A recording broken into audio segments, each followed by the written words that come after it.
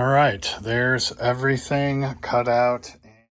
So I've got all of this ready to go. So this will be the Alclad primer along with, most of these parts up in here that aren't black. And then this will be the black primer, and you see stuff that will eventually get some silver. So I'm going to do the black primer, paint it the appropriate black, mask it, come back with the Alclad primer, and then the appropriate Alclad color. So some of these things are going to have multiple layers. And that is a ton of parts. This is by far the most I've ever, had to lay out like this and paint individually. Finished up with the Mr. Surfacer Black. I'm going to start separating this stuff out into the various colors, as well as a subsection for stuff that needs to be masked before the next color. So I used the chrome, the polished aluminum, the dark aluminum, and steel. So that's all these parts here. And then over here is the semi-gloss black and gloss black. All this now needs the silver detail. So, all the nuts and bolts, things like that. And you'll see on here this Vincent. I want to try to dry brush that to achieve that. The chrome, silver, steel, and gunmetal. Worked through all those pieces, did all the bolts and other spots that need to be silver or chromed. Just every nut and bolt is chromed. So then worked my way through all those on the engine, unmasked, and used the Alclad clear coat on everything. So that's all the chrome parts and all the black parts with the chrome nuts painted. I got my references ready to go. So now I'm going to work through all the instructions with the parts painted and construct everything and then put on those decals along the way.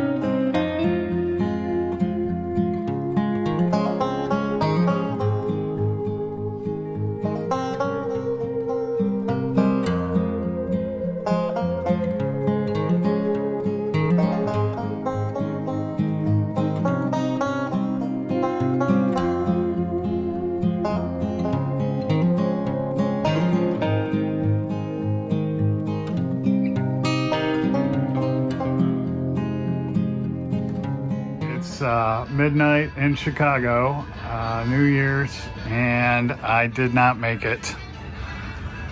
I just finished wiring the front there. I just have these pieces left to go and the tank. So yeah, I'm not, it didn't make 2025, but it's 95% complete. So okay, just finished up the tank with the second coat, and then here's the headlight. I'm going to give that at least 24 hours to just fully solidify before I handle it. And then as you can see, that tank has to go on before the seat goes on. So once I get the tank done, I can finish up with those parts. I'll talk a little bit about this kit. Far and away, the most delicate, fiddly, at times frustrating and aggravating, but just so delicate, so many little pieces that it just took a long time.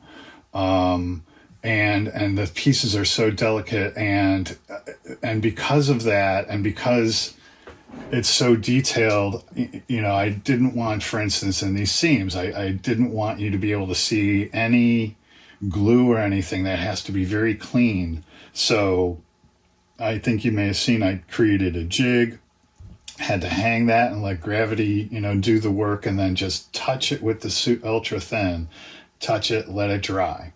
Come back, touch a little bit more, let it dry. And then when I say let it dry, I mean let it sit for 24 hours so it fully solidifies, because those two things are the only thing holding that on. Same thing for the front one. All these little pieces, so delicate, and sure enough, I'm like, I'm going to end up losing something. And sure enough, the nut that's on top of the headlight, I was going to put it on, and bing, it shoots. I tear everything apart. I'm looking for it for easily an hour. Never found it. I'm like, well, at least it's not in an ultra conspicuous spot. And I can do without it. And then going to put these on, and sure enough, bing, shoots out of my tweezers. So while I'm looking for and I'm like, this one I can't do without. So I spent better part of 45 minutes looking for that. And in the search for that, found that other bolt. So, and then did find that and put that back on. Literally dozens of just little pieces that have to go on everywhere. Every nut and bolt had to be touched. And then fit issues. Up here, you can see, I don't know if you could see, they're a little crooked. They were way worse. One was, the one on the left was literally like that. And I took the connection point up off here and put it down there to like straighten it back out. But you can see they're still kind of crooked. And that back, this wheel is way closer to the fender on this side than it is on this side. But I worked to get the two fenders straight this way along with the frame, because, visually it needs to line up. So yeah, here and there, some major fit issues. Same thing with these connection points where the engine goes to this frame piece. If you build it in the order of the instructions, I couldn't get that up there, and I had to break this piece off, put that connection together first, and then back to the engine. So on the wiring, this wire, by the way, I like it. It's much thinner and much more flexible than what comes with a Tamiya kit, but there are no connection points, little pieces sticking out to put this onto. And so what you have to do then is, or what I did was split the end, and then push it up on there, and then just wet the tip of that with the ultra thin until it melted, and then push that on there.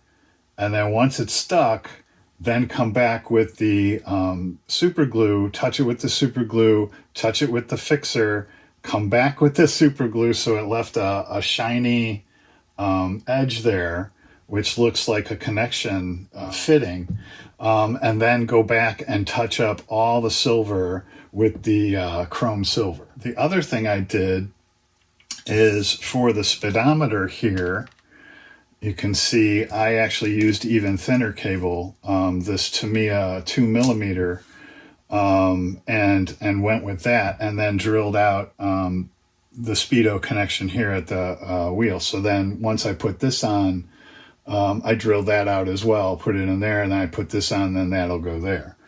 And then the last thing I did was for these front brake connections, I used the bead stringing wire, the silver kind of braided wire, to give it a little bit more realism. So those two on the front there. I'm real happy with my seams. All my seams look great. I'm pretty happy with my exhaust pipes. Again, I just love this thing. It just comes in handy when you have to paint or touch things up. And I actually went ahead, tried to work ahead to get to the point where I could put the tires on, left a lot of this little stuff off until it was in here so that I could, be more precise. What else? I think that's it. I mean, overall, an awesome kit, but definitely not for the beginner. A ton of work, took way longer than I thought it would, and a lot of swearing, I have to say. But definitely not for the beginner, but a very cool kit. While it's on the turntable, I'm going to talk about the actual motorcycle itself, which is just an incredible machine. American author Hunter S. Thompson once said, "If you rode a Vincent Black Shadow at top speed for any length of time, you would almost certainly die. That is why there are not many live members of the Vincent Black Shadow Society." The Vincent Black Shadow is truly the world's first superbike, both in terms of its incredible speed and its riding experience. A bike so powerful it could indeed end your life if you persistently pushed it to its limits. By the end of the 1920s, the motorbikes from the English firm HRD had already enjoyed an extremely good reputation. Founded by ex-First World War pilot Howard R. Davies, the business reached its peak when it was acquired by Philip C. Vincent, who changed the name to the Vincent HRD Company. The starting point of the firm's success was a single-engine design called the Comet. It included many of the unique designs of Vincent, such as the cantilever rear suspension he patented in 1928. In 1934, Australian engineer Phil Irving joined Vincent, and in 1936, on the basis of the Comet engine, a two-cylinder engine was developed, which incorporated almost all the components of the original model. But World War II would put Vincent's motorcycle ambitions on hold as he turned to munitions production. During the war years, Vincent and Irving worked on design improvements that could be made to their motorcycles. One of these was the elimination of unnecessary parts. In his memoirs, Phil Vincent writes, quote, "What isn't present takes up no space, cannot bend, and weighs nothing. So eliminate the frame tubes," end quote. Moreover, in post-World War Europe, steel was still in short supply, while aluminum and stainless steel were comparatively plentiful and readily available. The previous 47-degree V-twin was altered to 50 degrees to enable the engine to be used as a stress member, while still sharing the same overhead valve V-twin air-cooled dry sump engine and 998 cc capacity, with a bore of 84 millimeters and stroke of 90 millimeters. Phil Irving redesigned the 998 cc V-twins valves with upper and lower guides to maximize support and minimize the potential for failure under the stresses of racing. Purpose designed for high-performance reliability, the rockers were forked to fit around the valve stem and acted not on the top of the valve,